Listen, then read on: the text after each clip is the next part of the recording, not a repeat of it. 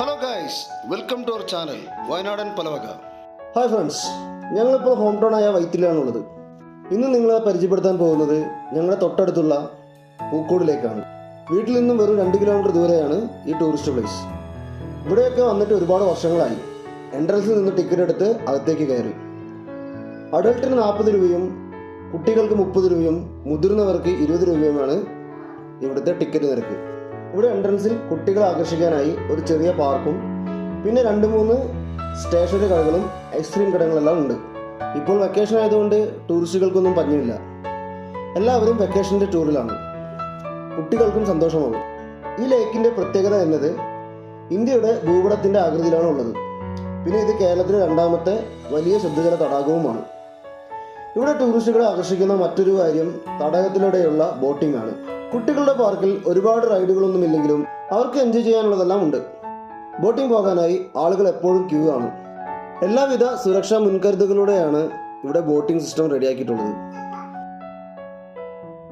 പ്രകൃതിയുടെ വരദാനം എന്ന് തന്നെ പറയാം. മനസ്സിനും കണ്ണിനും ഒരുപോലെ കുളിർമയേകുന്ന കാഴ്ചകൾ. ഇതിനരികിലായി ചെറിയൊരു ഫിഷ് പായ ഉണ്ട്. പിന്നെ അക്വേറിയം.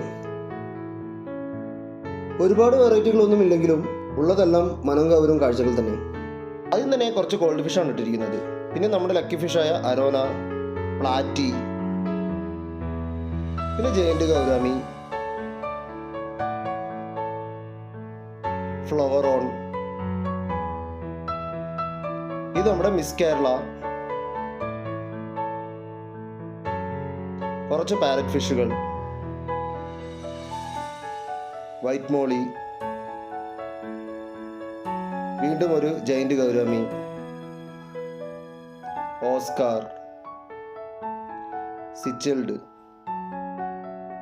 കളർഫുള്ളായ ടെട്ര, പിന്നെ നോർമൽ ടെട്രയും അതിൻ്റെ കൂടെ ഒരു ലോബ്സ്റ്ററും. ഇത് കരയാമകൾ. ഞാനൊരു 7 വയസ്സിൽ കണ്ട അതേ ആമകളാണെന്ന് തോന്നുന്നു. ഇത് ഗിഫ്റ്റ് തിലാപ്പിയ, ഇത് അലിഗേറ്റർ ഗാർഫിഷ്, ഇതൊരെണ്ണമേ ഉള്ളൂ. പിന്നെ വർണ്ണശബളമായ കോയിക്കാർപ്പ്. ഇതൊക്കെ പുറത്തെ സിമന്റ് ടാങ്കിലാണ് ഉള്ളത്. ഇനി ഇവിടെ നിന്നും ലേക്കിനെ വലം വയ്ക്കുകയാണ്. പണ്ടിത് ടാറിട്ട കുഞ്ഞു വഴിയായിരുന്നു. ഇപ്പോഴിവിടെ ബ്രിക്സ് എല്ലാം പാകിയിട്ടുണ്ട്. ഒരു സൈഡിൽ ലേക്കിന്റെ മനോഹരതയും മറ്റൊരു സൈഡിൽ കാടിന്റെ ദൃശ്യഭംഗിയും കണ്ടു നടക്കാം. മുളം കാടുകളും വള്ളിപ്പടർപ്പുകളും ആകാശമുട്ടെ ഉയർന്നു നിൽക്കുന്ന കാട്ടുമരങ്ങളും കൊണ്ട് സമ്പന്നമാണ് ഇവിടെ. ഇത് പണ്ട് കാലത്ത് മീനും ഇറച്ചിയും എല്ലാം പൊതിഞ്ഞു തരാൻ വേണ്ടി എടുക്കുന്ന ഒരു തരം ഇലയാണ്.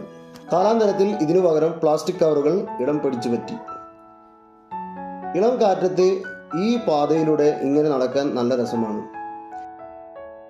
ഇടയ്ക്ക് ബോട്ടിംഗ് സഞ്ചാരികളുടെ ആർപ്പുവിളികളും കേൾക്കാം.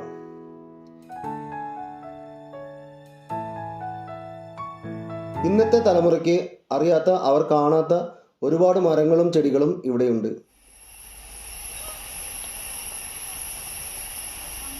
അങ്ങനെ ഞങ്ങൾ ലേക്കിന് ചുറ്റി വീണ്ടും മുൻഭാഗത്തെത്തി.